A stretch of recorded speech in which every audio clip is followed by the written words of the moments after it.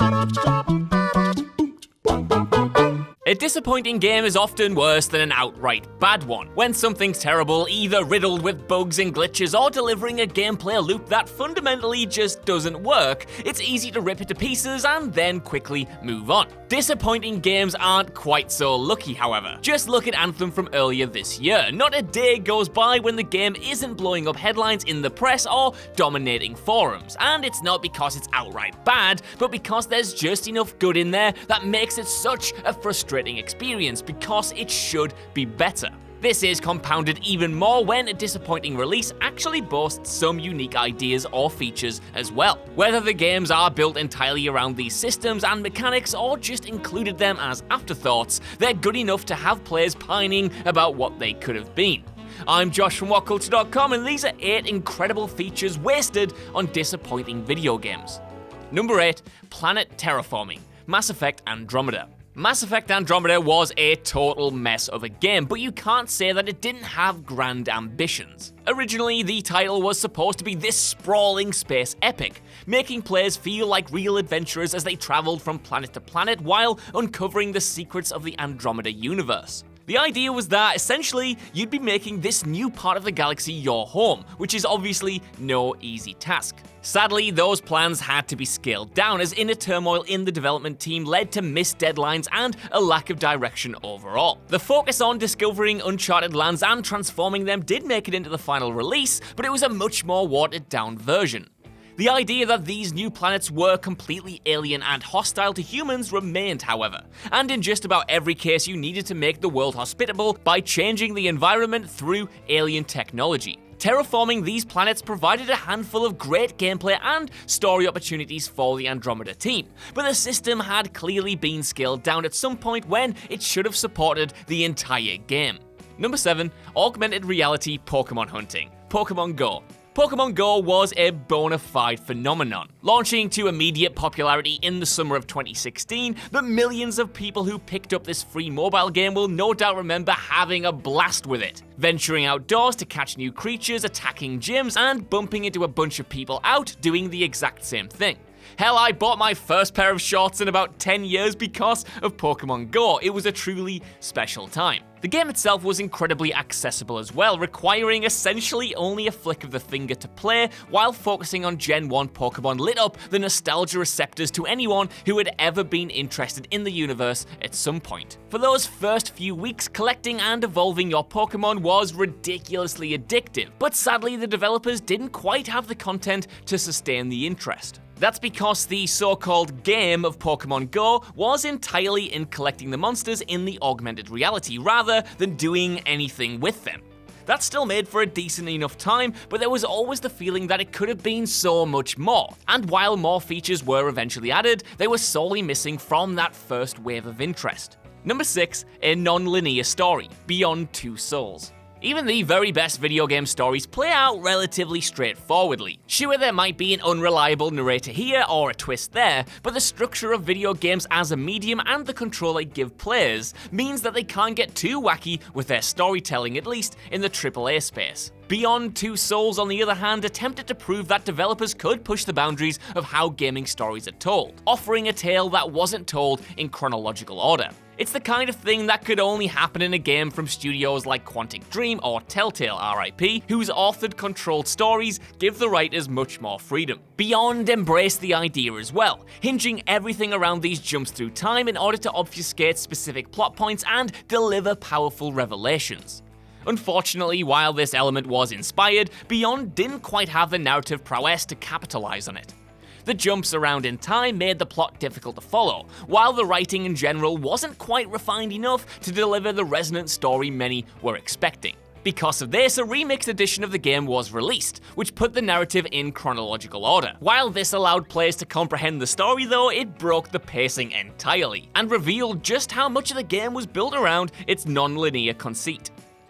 Number 5, living the story of a director's film pitch, Far Cry 5 Dead Living Zombies. Speaking of messing around with how video game stories are presented, Far Cry 5's DLC Dead Living Zombies attempted to do something similar. Essentially, it casts players as the hero of a film that's in the process of being pitched to a bunch of studios and producers. The director doing the pitching is Guy Marvel, someone who's desperate to get his zombie movie off the ground and keeps altering it based on the feedback he receives. Each level is made up of these alterations as the environment and set pieces shift in real time depending on the notes he's being given and what the producers are responding to. It's such a cool idea, not only because it draws attention to the artificial ridiculousness of the DLC, but because it opened up so much potential for the devs to go wild with altering the play space and subverting expectations. Sadly, the team did not go far enough with the idea, and Dead Living Zombies is a surprisingly bland affair, even with this idea at the heart of it. It's not quite the same, but Call of Juarez Gunslinger pulled off a similar feature way better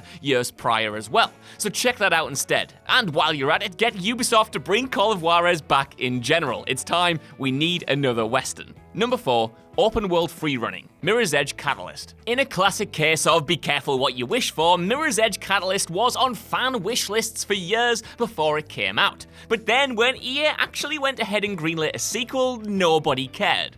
In part, that was because the sequel itself wasn't a total home run, with the main problem being the jump from a linear free-running game to one set in an open world. On paper, that should have been awesome. No longer would you be funneled down these carefully constructed areas that limited your movement options, but instead thrown into a huge sandbox where you could craft your own routes alongside the authored ones the developers actually created. In practice, though, the gameplay was nowhere near as satisfying as it should have been, and the new structure actually negatively impacted the flow of the story. Like the original, it was a great concept surrounded by a disappointing game, and it's a shame DICE will probably never get a third attempt to get it right. Number 3. PERMADEATH, Zombie U. Zombie U, retitled Zombie once its Wii U exclusivity deal was up, was an underrated gem for Nintendo's fledgling console.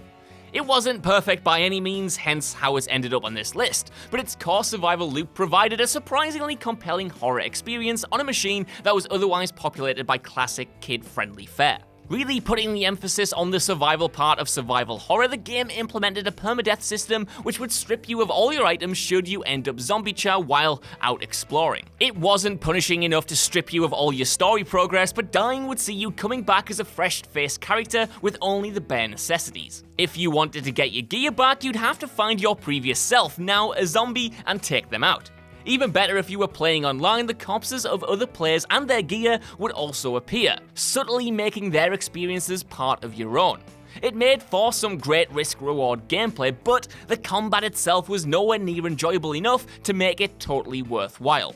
Number 2, players hacking into your session. Watch Dogs. While Watch Dogs is remembered for not living up to the hype when it came to its graphics and gameplay, what shouldn't be forgotten is just how much its multiplayer suite was bigged up in the run-up to launch. Not only did the original game have an extensive competitive multiplayer mode that Ubisoft pushed hard enough that my stupid 2014 self thought it would be a real contender to GTA Online, but there was also the ability for a player's solo campaign to get hacked by an invading real-life person. This kicked off a dynamic game of cat and mouse as the invader attempted to blend into the environment while the hacker meter increased, and you had to scramble to figure out where they were and put them down.